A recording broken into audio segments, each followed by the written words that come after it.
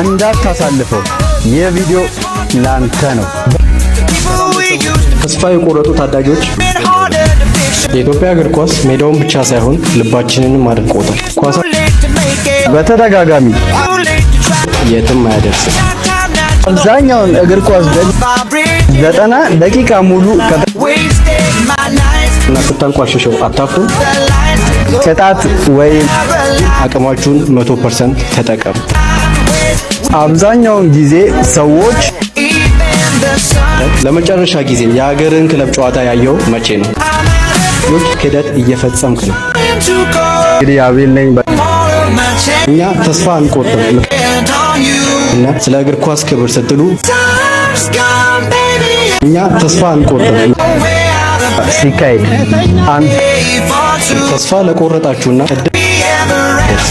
ሰላም ስንት ወጣቶች በየሰፈሩ ቀርተዋል። ግን ዛሬ እንግዲህ ከኮች አቢ ጋር ተገናኝተናል።